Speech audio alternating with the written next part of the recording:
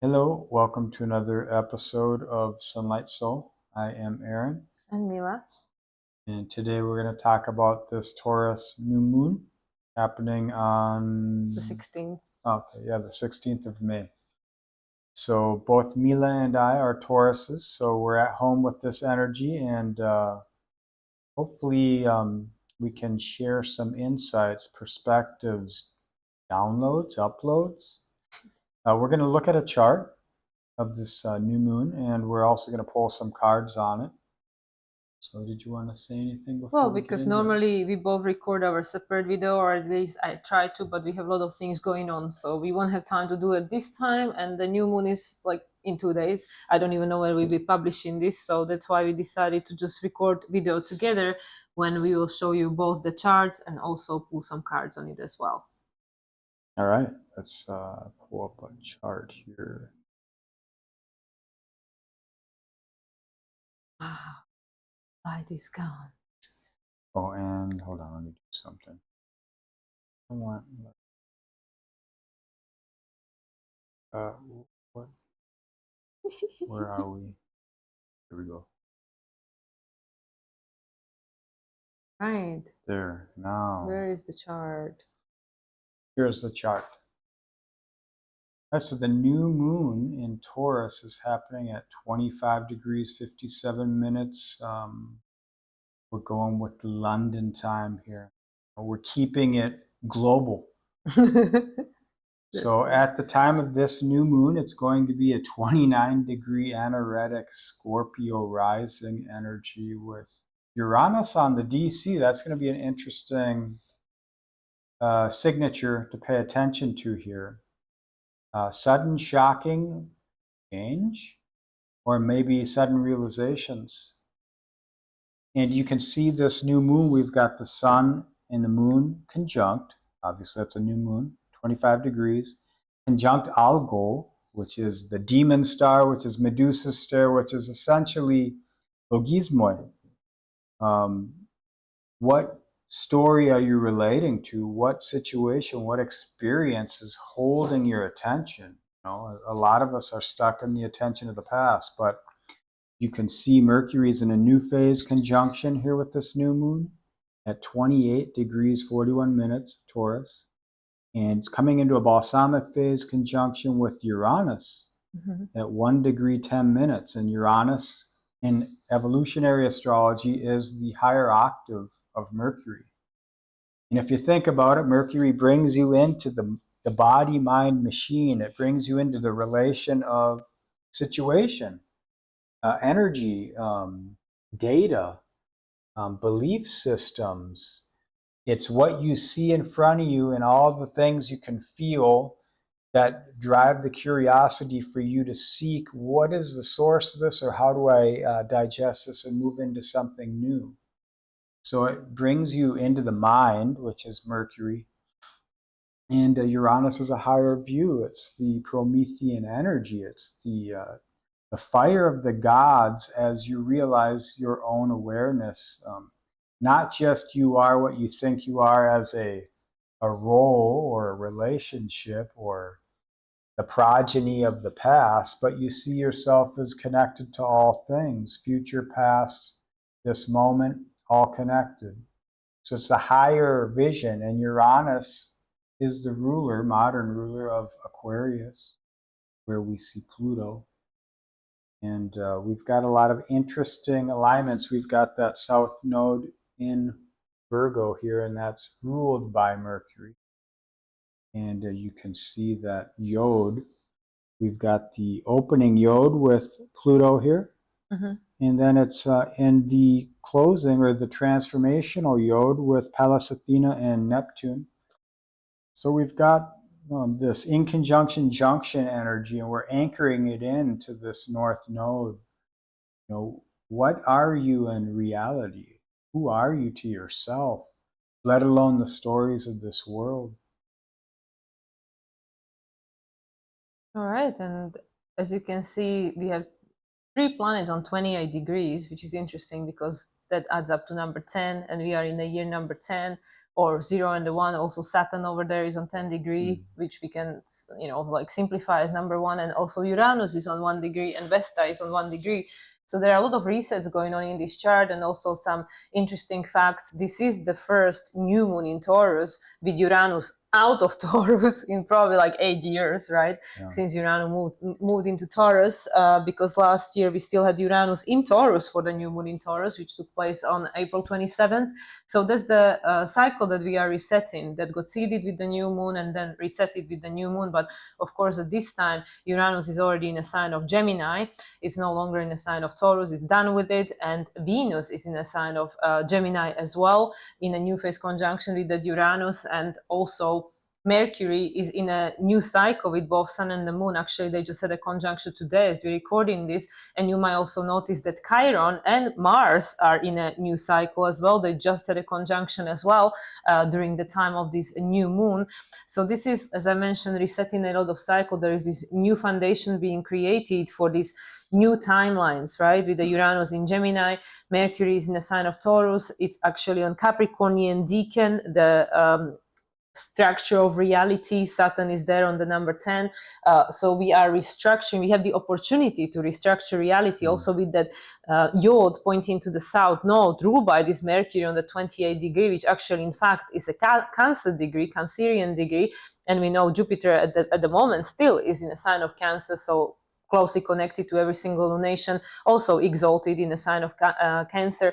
So we have with this Yod and the in conjunction, and the two signs that are making the in conjunction to Virgo, of course, being Aquarius and Aries, which are in sextile with another. We have all this stellium in Aries going on there as well. It's saying that we are not going where we've been. If we think that we know where we're going, we have no clue, because Aquarius is a break of the pattern. We're going somewhere we haven't been before. Also, this is a first lunation with Pluto in retrograde mode as the first planet that stationed retrograde a few days ago. Actually, what was it, like 6th of May or something? So it was shortly after we experienced the full moon in Scorpio, which I'm sure was being very closely felt with many people. And also, we still have that Uranus in square with the lunar nodes. It's not exact square yet, but it's already happening. And you can technically say that the moon itself is square in the lunar nodes, even though there is a 10-degree orb, but we already allowed it for evolutionary astrology. And for both, the resolution node is being the North Node in Pisces, currently ruled by Jupiter in Cancer, and Neptune in Aries. And you know, Jupiter connected to the new moon, which is happening actually in Aryan degree of Capricornian Decan of Taurus. So we are creating a new foundation. What this foundation will look like depends on the individual, because we have all these Aquarius and Aries energy, which is saying like we are starting a new cycle of individuation. And Venus, as the ruler of this lunation, is on the Aquarian degree of Gemini sign, and it's also on the Gemini degree, Aquarian Decan of Gemini and Gemini degree. 27 is a Gemini degree. So we have a lot of options. And which one we will choose depends how much we are blinded by that south node in Virgo. So we learn what we can from the past, from the structure of the reality that is being resetted, but we no longer wish to replicate it because that's not an option. Yeah, and that's, as you said, you know, Aquarius is breaking the pattern. It's beyond our conception. And a lot of us, we're limited by what we know. This is the information, this is the programming of our childhoods, our first imprints, it's our cultures, it's our legacy. It's good and bad, you know. There's a lot of good in the heritage of the past. But when you limit yourself to what that is, you do not change, and you do not allow others to change. And so it becomes a forced change by an external factor, a new factor, something that had not existed previously. So in this time, when you are breaking free of patterns, first you have to become aware that there's a pattern, you know. If you don't know that you're hooked on drugs because you're in the energy of the drug, then something happens to make you aware, oh shit, I'm hooked on drugs. Or if you're at a job that no longer serves you, that's treating you like crap, you're like, okay, I spent 5 years here, I've given my life to this for money, basically exchanging my life for energy so I can connect to this external world, so I can relate with others in this culture, in this communal logic. But this isn't me. This ain't who I am. And so you will be faced with opportunity to change, but you have to swim beneath the emotions or through the emotions to get to what is your value. You knew it when you were a child, when you were very young. You didn't have to question. Then the more of the world you took in as yourself, you covered up the truth of who you are, and you started to identify yourself with what resonated in the world as far as the images projected onto us, within us, through our parents, through our peers, our family, our teachers, our gurus, the teachings, the ologies, the ideologies, the isms.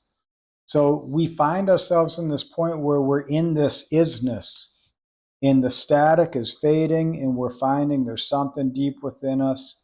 We have the opportunity to swallow it deeper and go down with whatever projected icon we feel we are too attached to let go, or we disconnect and we find a higher vantage point.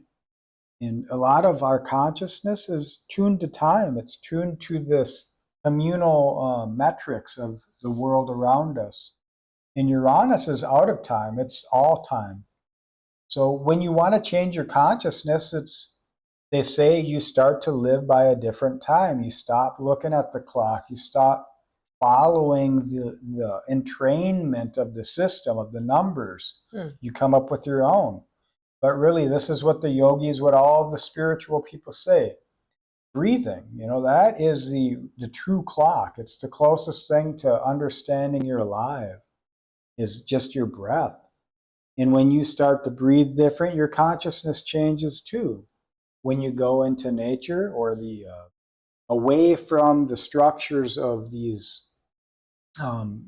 concrete and insulating energies and all this electromagnetic frequency, you can start to feel yourself grounding. You're starting to release the static in your system. You get more in tune with the dynamic of who you are. Yeah, and I really also feel, because I'm just looking at the Jupiter on the 2121, and I already mentioned it to you, with the 21 degree, I always associate that with the maturation, like graduation, with the world card in tarot. And also Neptune is on the 3 degrees. So both rulers of the North Node in Pisces are connected to number 3, which is all about the expansion, also co-creation, creating something with the spirit in this case. So it really is about forgetting everything you really know about who you think you are, and just allowing yourself to expand beyond the limitations of the lived reality, the reality that we've experienced until this point. And also with Uranus being on that magician number of 1 in the pretty much exact sextile with Vesta, we are keeping the fire alive by allowing it to change, by allowing it to become something else. And then I also was looking at that Lilith over there on 8 degrees, the 8 degree, the Scorpio on 8 degree, that we are transforming that story. So just like Aaron said, in order for us to not be really ruled by the emotion, you have to really feel it and then rise above it, not by suppressing it, but understanding that the emotion is actually not you, but it's something that needs to live through you in order to be transformed. Because if it's not present, then it's all just a theory. And if it's all just a theory, then you're not really living life, right? Because that you can, we all do that when we're in a spirit world. Everything is just a theory until you embody into physical form, and then you have the experience, which is the Virgo, the lived experience of a human walking the earth. But because of the 5 degrees, there is a lot of chaos that is like demanding change, in a sense. The number 5, the number of chaos that is associated with the Martian and Uranian energy. So it forces for things to change. And also with that Mars, as I mentioned, in that exact conjunction during the time of this new moon, and already at this stage will be new phase for Mars. Mars is the ruler of Neptune and Saturn, and Mars actually is Chiron is the key between Saturn and Uranus. So this is where we feel, because also this is really the second new moon of this astrological year, and also connected to the year of the fire horse, the lunar year of the fire horse. So this is where we really feel like things will start become more and more tangible. The change will start become more and more present and more tangible with our everyday reality. But in a sense that forcing us to become present, I don't know how to explain it in words, but really the antidote to it is not to be confused by what the world is showing you is the reality of the present. So be present, but don't allow that illusion that is being presented to you to be all that you think there is, because there is so much going on everywhere, all around us, and everybody is out there to grab your manifesting powers. So with the Taurus, you know, you giving a form to something, you seed in something that you will be cultivating and growing for the next 12 months until the next Taurus new moon. So, and it's interesting, you know, because there was a mention of a full moon in Taurus in our first take, and that will be in a Scorpio season. And we've just had that full moon in Scorpio, so things are a little bit reversed at the moment. But it's interesting that we had to see that illumination of that which is still holding us disempowered with the square from Uranus, right? To now with the Uranus in a new phase, to allow ourselves to make a new choice, to see that there are actually other options, to allow yourself to believe that there could be other options.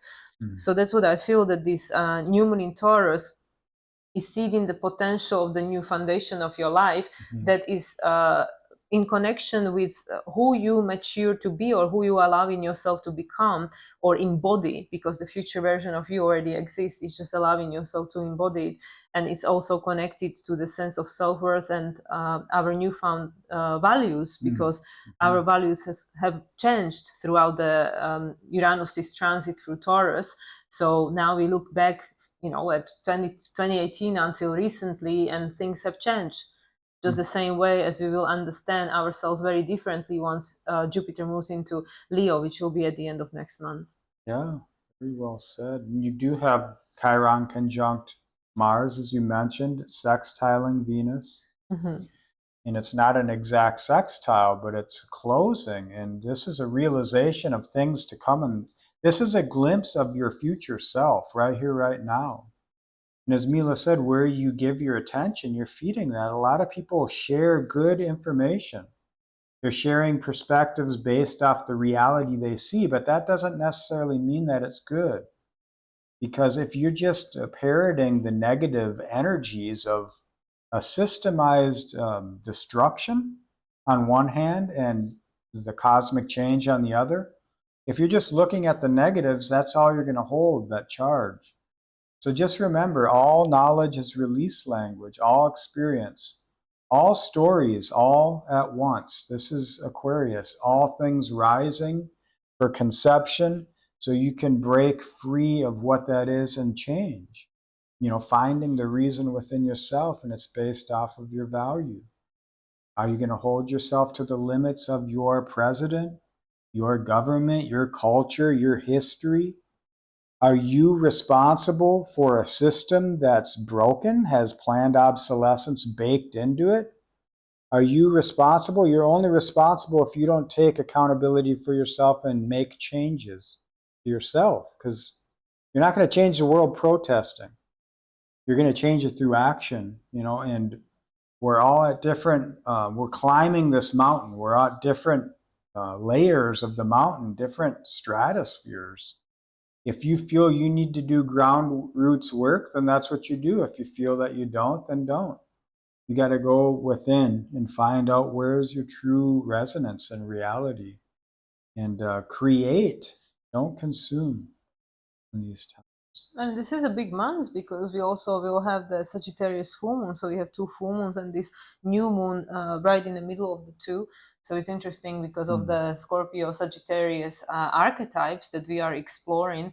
And like I said, we have that Lilith on that 8th degree of Sagittarius at the moment of this new moon, which is all about transforming the old story. What you want to say? Square in the nodes too. Oh yeah, square in the square with the nodes, and then the resolution for Lilith square in the nodes will be is the south node. South Node in Virgo, which is through the chaos we are transforming the lived experience of the past, because with the Mercury there on a Capricornian decan, this is not who you are, this is who you were and what helped you to become who you are, but who you becoming is up to you, because the following day, literally the day later, Mercury will move into the sign of Gemini, sign of his rulership, and conjunct Uranus for the first time in the sign of Gemini, because last year we just checked, had last year both Sun and Mercury conjuncted Uranus still in the sign of Taurus, and this year Venus we still had conjuncted Uranus in the sign of Taurus on the Dianetic 29-degree 2 years in a row. So these are all very important facts, very important information that are showing us how the foundation of the life that we lived, connected and in connection to it, our sense of identity of who we were, it's under reconstruction, literally Capricorn reconstruction, because Saturn over there is in Aries. You say, well, I'm already somewhere else, you know, so, like feeding the fire of a new creation that will become more and more manifest once Saturn moves into the sign of Taurus in 2 years. So we have a lot of Taurian energy present in connection with that Gemini and Aries. So there is a lot of restructuring of the foundation, which currently is happening from inside out, because the North Node is still in the sign of Pisces. Yeah, and just one quick thing before we get to some cards is based off this chart, you see Black Moon Lilith in the South Node is the resolution node, and I use True Black Moon, we use True Black Moon Lilith, and in opposition to Black Moon Lilith is Priapus. And if you aren't familiar with the myth, you know, this is the expression that has no place in existence. There's no use for the energy. So it feels powerless when you try and lean into what has been your bread and butter all along, what gifts that you have created in this world. You have to disconnect yourself from that to bring your repressed energies inward. You have to find what's the taboo of yourself, what's your true authentic nature. How do you balance that into reality? You have to live to your heart's desire. You have to find the language of yourself and bring the shadow to the fire. That sextile with Pallas Athena, Saturn, and even Neptune. So it's like, as you mentioned, forget who you are, become who you might be. You know, just lean into the wounds of who you are and realize you aren't the wounds. And the stories and the experiences are just pages in your book. We associate with every step because we're living life. But really, it's not the destination. It is the journey, as people have mentioned. And in that spirit, you create. That's the only place you can create. If you're projecting outcomes, you're just replicating. We got to get into that true spirit. Yeah, let go of the labels, you know, with the Gemini, the program, the labels, because we know that we cannot create a new world with the same mindset from the same level of consciousness this one has been created. Yeah. All right, let's get back to the camera here.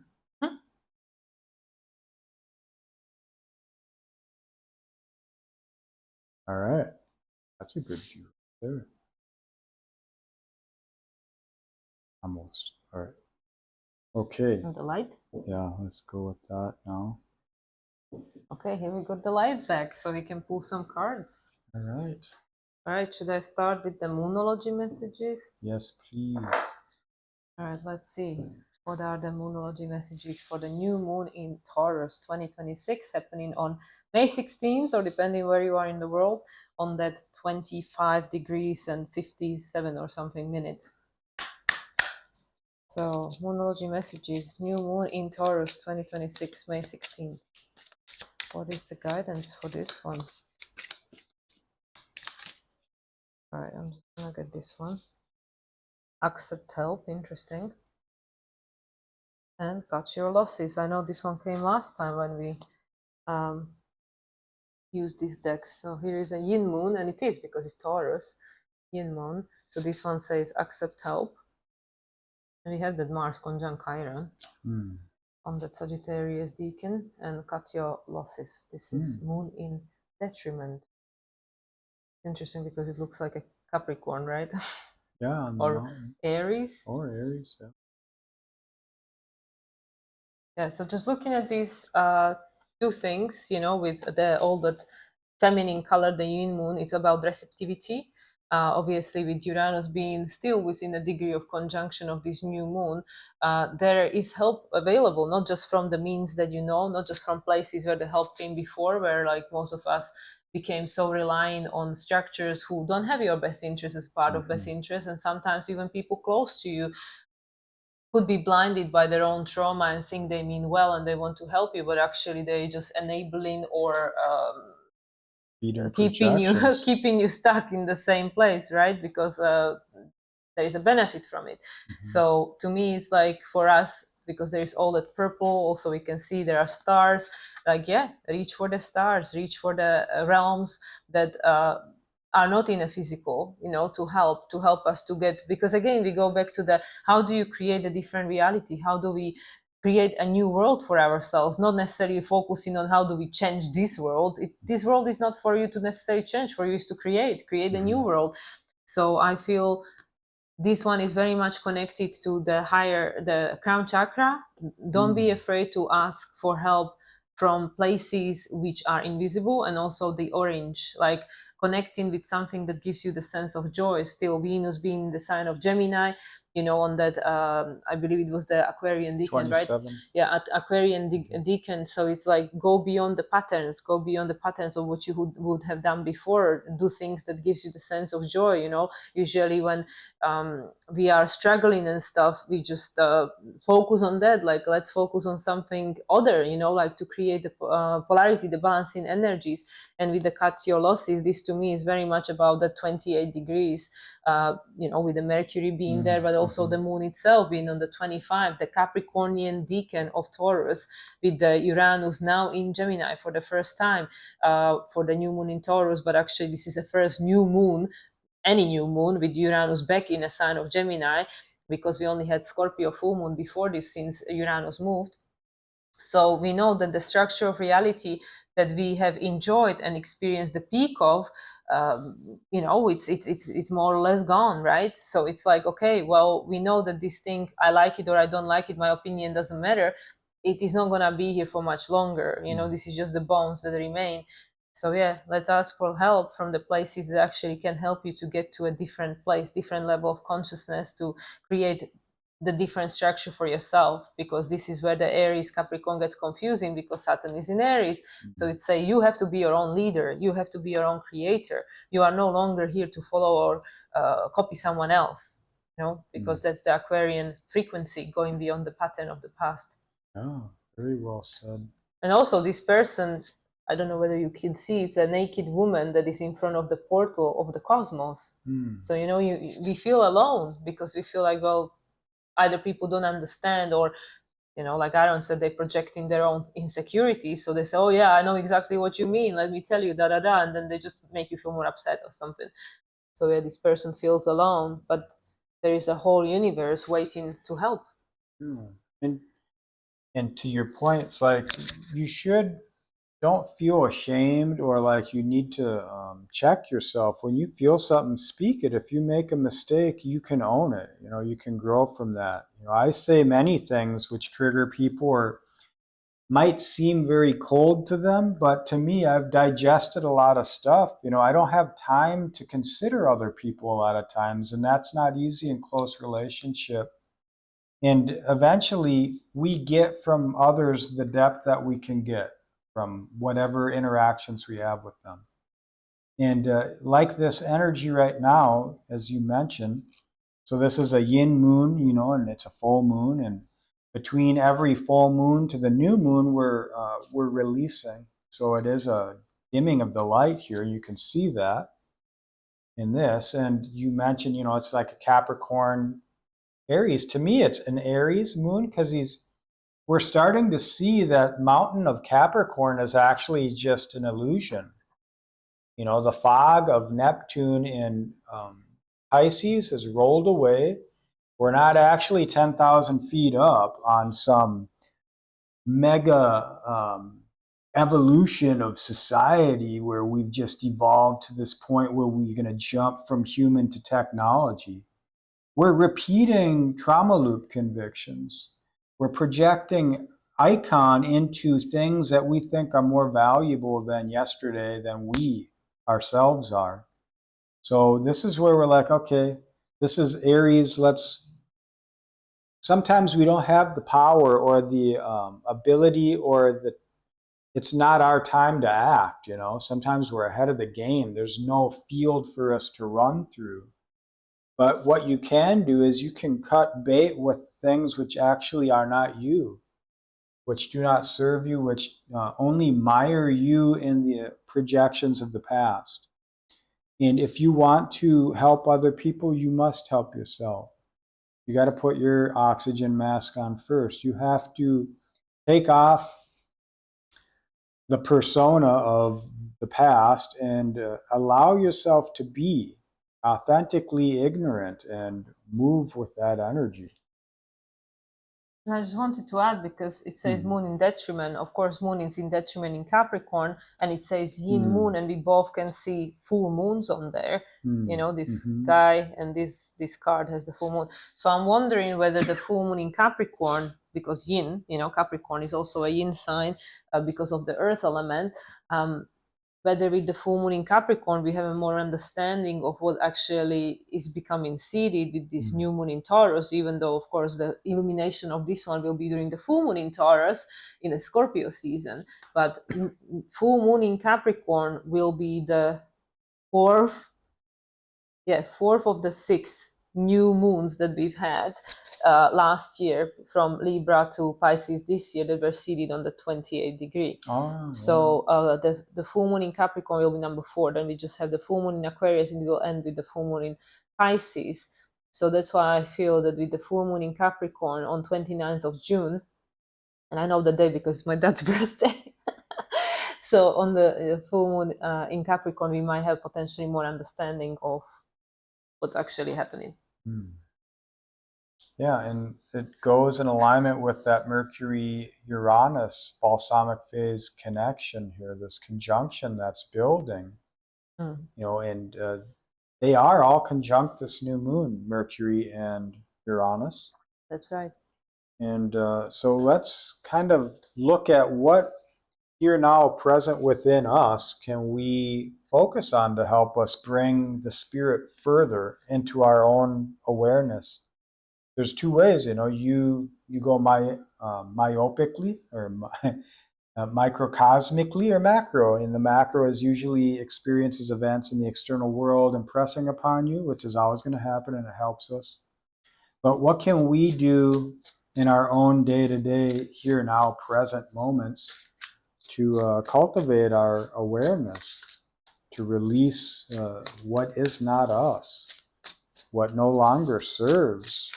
How do we serve one last time by releasing whatever it is that we've been bound to, stuck to, limiting ourselves to carrying the burden of proof for other things and people and metrics which actually don't matter in the long game, and certainly don't matter in the short game if you're trying to individuate in this unsane world.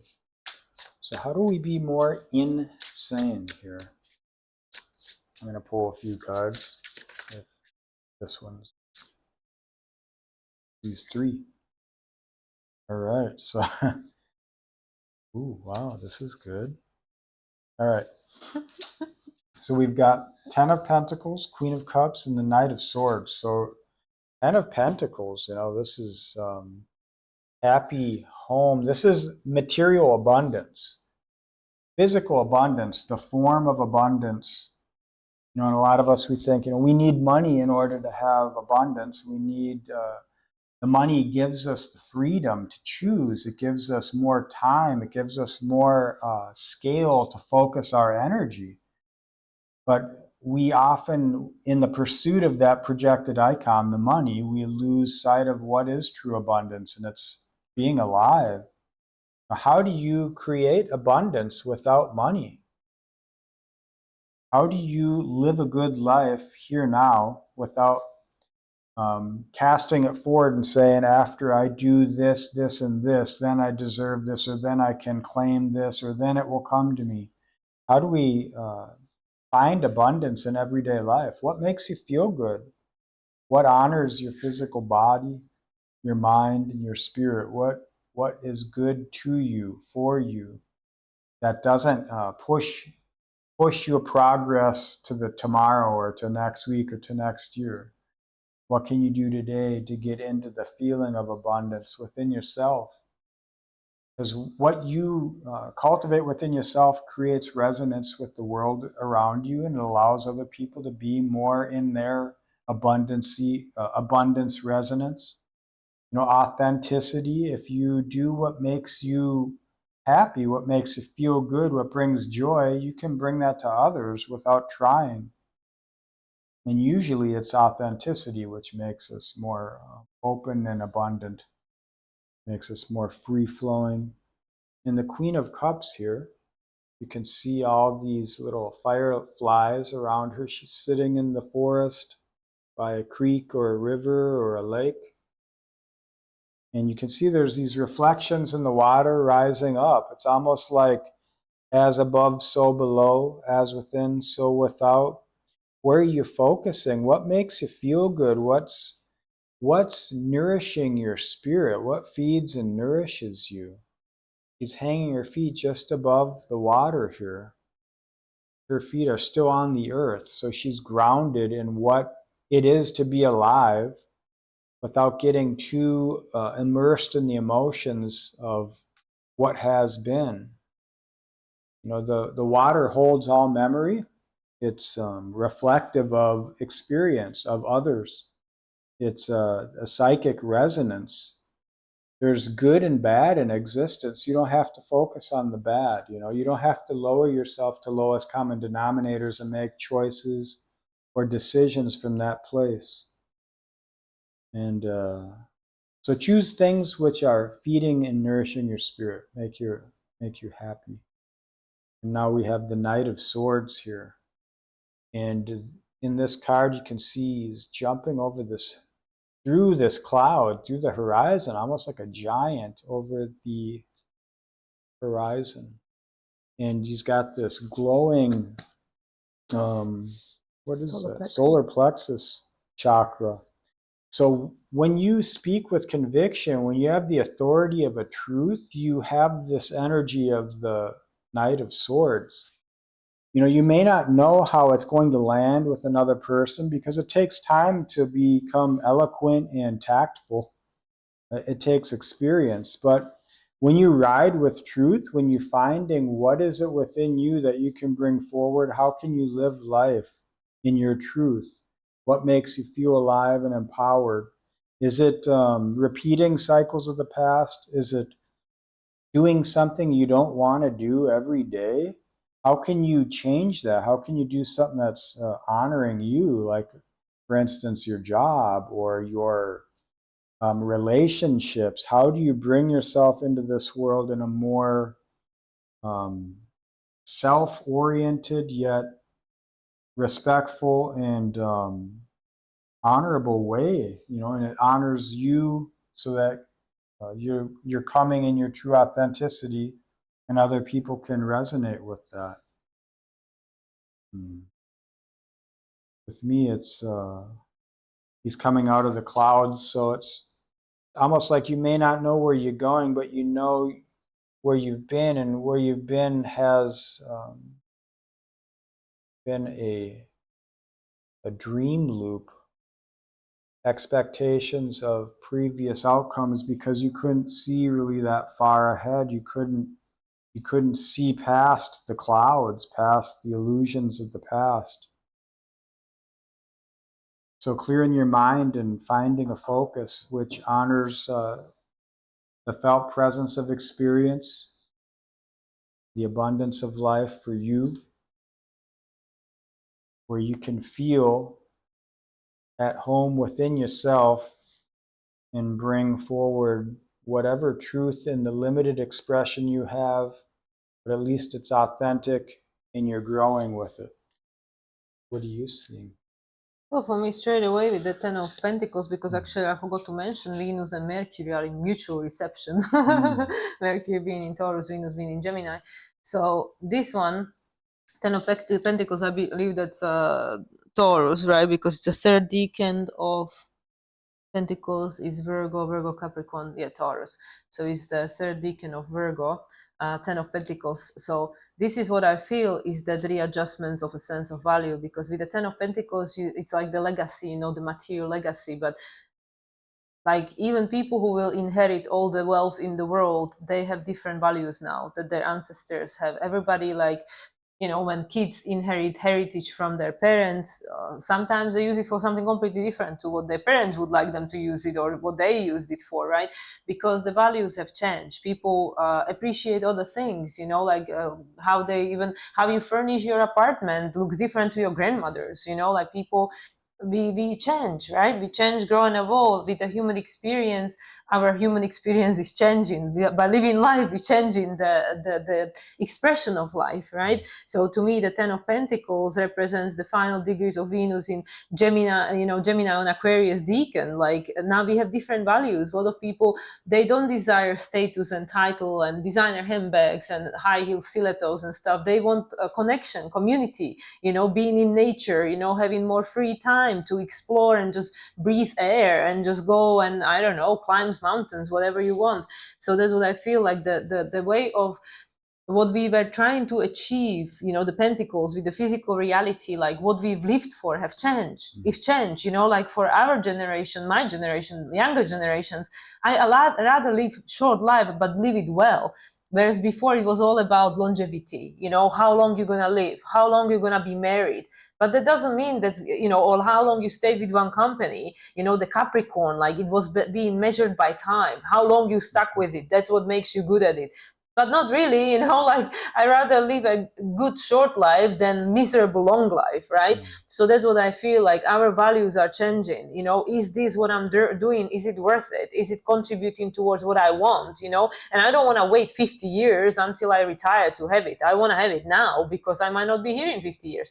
So that's what I feel with this new moon in Taurus. Even though it is a new moon, it's happening on the final degrees of Taurus, 25 degrees. That's a 7, right? Which is like the higher wisdom, a very spiritual number. Also in Tarot, there's the Chariot, one of the most spiritual cards, right? It represents Cancer, which is a sense of identity. So that's what came to me about that one. You know, the Venus in Aquarian decan of Gemini. Our values change, and that's going to determine everything, because also my relationship to myself have changed. You know, I value myself more than my great grandmother did, so I'm not going to take the same shit, you know, like, no thanks. So that's what I mean. And we now have much more freedom than our ancestors had, so we do have more choice, and that's the ultimate freedom that we have. So with the Queen of Cups, this to me is definitely about connecting to your intuition, mastering the emotion, you know, trusting that impossible, trusting that invisible. You know, this is like a fairy kind of, you know, in a woods, you know, she has her feet in a, well, technically not quite in the water, but right above it. So it is about, yeah, with your feet still on the ground, but trust the impossible, you know, trust the invisible, trust that there is more than, you know, just what's occupied this world. And it's so hard for the mind to accept, because you go like, oh yeah, just visualize your dreams into reality, and the mind will give you 101 reasons why that is not possible. So it's like this continuous balancing, you know, between what I envision or desire, and then opening my eyes and seeing the reality, the facts, the Capricorn, like, oh yeah, but this is what is, right? You know, look at the numbers, right? The analytical mind that want to fill in the gaps. So mastering the emotion, trusting the emotion, allowing the divine feminine, the receptivity to guide you, you know, the voice of your soul. And with this one, just like Aaron said, we're coming out of the cloud, right? This is cloud, like the illusion and delusion, you know. Neptune is no longer in, you know, Pisces. It gave the opportunity to, like, we were so disillusioned by this world, we've been so lied to and played like a fool, that now we have to start playing ourselves as a fool. Like, no, I'm just gonna believe the thing I'm gonna program myself with. You played me as a fool, telling me lies. I'm gonna program my own mind with the lies that I want to believe in. Why should I believe your lies? It's all lies anyway, right? So I feel with the Nine of Swords, it's about being nimble, you know, in the mind, being nimble, allowing your mind to be more, because it is. I mean, the mind is very, they said the brain is like a plastilina, right? Like a Play-Doh. It's very plastic, right? It is not set. It is not a stone, right? The mind, the brain changes, right? It can it can transform. So that's what this represented to me. So because our values change, our sense of self change, right, with the Chiron soon to be moving into the sign of Taurus, and we, especially with this Jupiter in Cancer, we've been learning more and more to trust your intuition, because the world is full of, especially now with the AI, you don't even know what you're watching. Is it AI created, or is it really even true? What is it, you know? And even is what's actually happening, might be real, but it's not for the reasons you think, you know? Yeah, even that. Yeah, like footage being used from something else to create a story just for you to be emotionally charged to help to create that story that they want to feed you with. So with the Knight of Swords, and it's interesting because Aaron has another deck here, and it's Son of Swords, which is the same card. So we have double Knight of Swords. So that is a very like mutable energy, fast moving energy, like allow your mind to grow, to expand, to change. And especially with this Mercury-Uranus conjunction, first time in the sign of Gemini, which will happen the following day after this new moon. So yeah, we are entering a whole new play on this planet, right? So don't allow the in a sense, like you can say, South Node in Virgo in the low vibration, just because this was happened before and I have the evidence to prove it. Don't allow that to be the limitations of your future. We're breaking out of the box, so don't put yourself in another box. Allow yourself with this horse, year of the fire horse, to be taken into new horizons, where nothing is yet clear, nothing is yet manifest, because Saturn is in Aries. Until Saturn moves into Taurus, things are very, very malleable. So yeah, so this is what I see looking at these cards. Good. Awesome. All right, should we pull more, or should we leave it at this? I think this was good. Yeah, I think because we did the astrology as well, so we're gonna leave the other decks for another time, I believe. Yes. All right. Well, hopefully we were able to share some ideas and perspectives. And the law of relation is friction. You got to find what that is within you. So take what resonates and leave the rest. And we hope you have a good new moon in Taurus here. Thanks for watching, listening, and being. And if you would like to connect, you can always connect with us through any of the social medias. Of course, on SunLightSoul 369. Here, Aaron is at Aries Point Project, and also you can reach either of us on through the social media, through my website moonlightsoul369.com. And yeah, we are all over the place. So just be patient with us with regards to readings. But if you do want to connect, then reach out, and I'm sure we can schedule something out. Also, if you are Taurus, you still get 25% of your reading. And also we are opening up for donation-based readings for those who just cannot invest the amount of money that we are advertising the readings for. So everything is possible, and everything can be worked on at the moment. So if you would like to connect, but you think that that is outside of your budget, but you really feel that you would benefit by working with us, then reach out to us and we can schedule something. Yeah, these are times of profound change, and we support people who want to change. Exactly. Because you're the one who's changing the world. Ultimately, all of us are. So yeah, we all here to support one another. yeah. All right. All right. Have Take a great care, time. everyone. Bye. Thanks for watching.